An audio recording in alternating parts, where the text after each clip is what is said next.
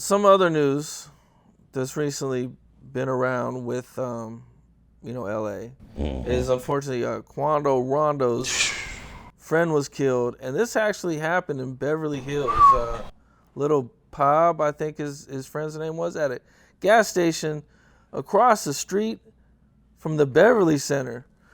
I mean, man, that was, it's pretty, at least for me, what I'm saying, to see somebody killed broad daylight, in Beverly Hills.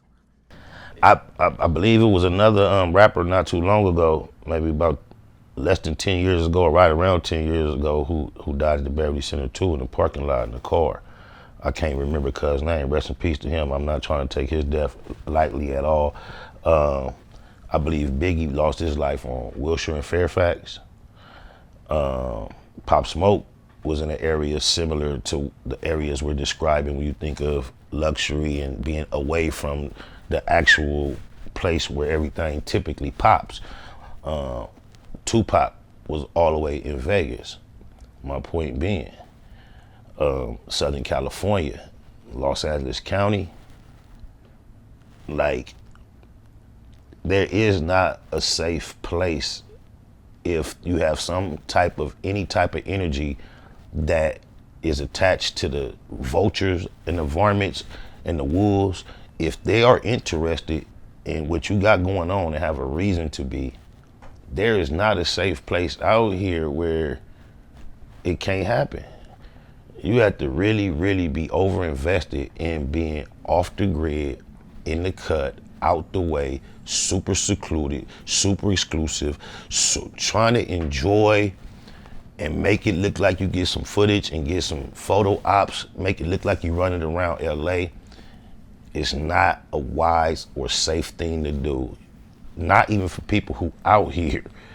So let alone for people who are not out here. Rest in peace to Quando Rondo, homie, that lost his life like that.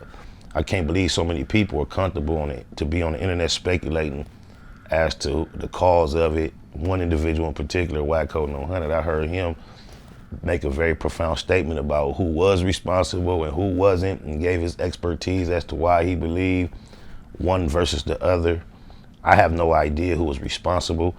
I think black life being lost in the streets for such needless reasons is at an epidemic proportion. It has been for quite some time.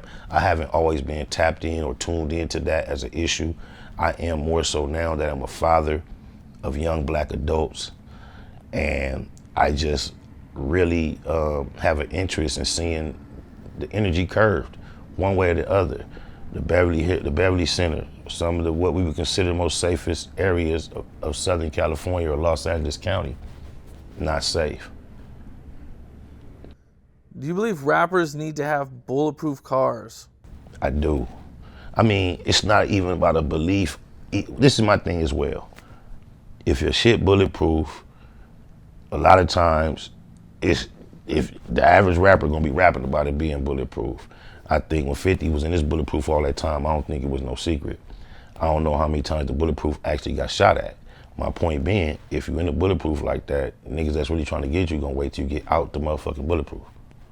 So you're gonna have on bulletproof vest, bulletproof body armor, bulletproof helmet. You're gonna have to be bulletproof your whole life.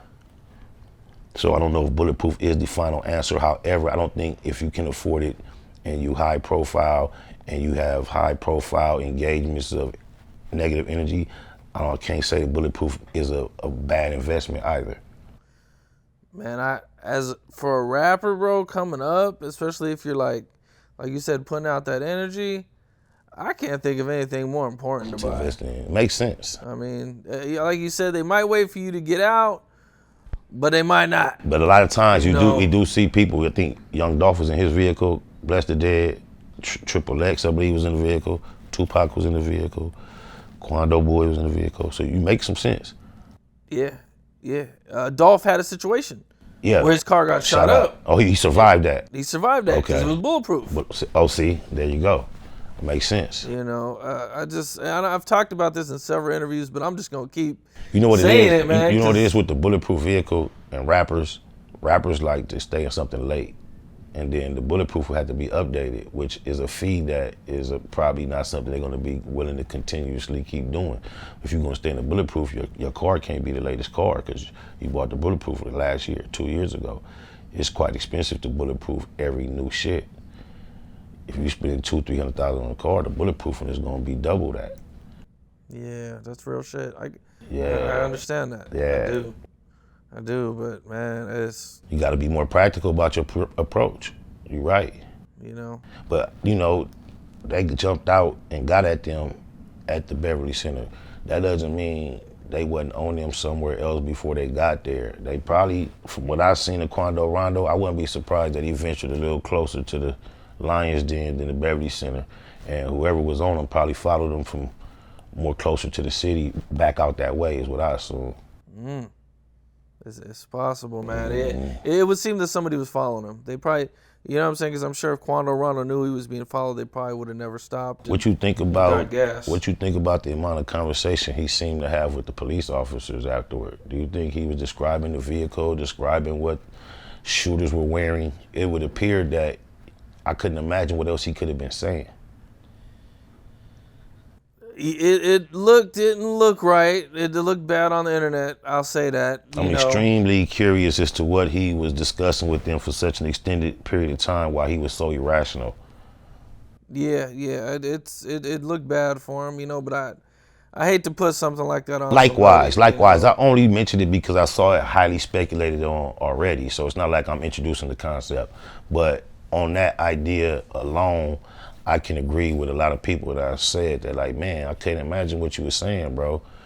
You know, I believe he was involved in pissing on some graves after King Von died, and I've seen content where he was real bold and vulgar about his response to the loss of King Von's life.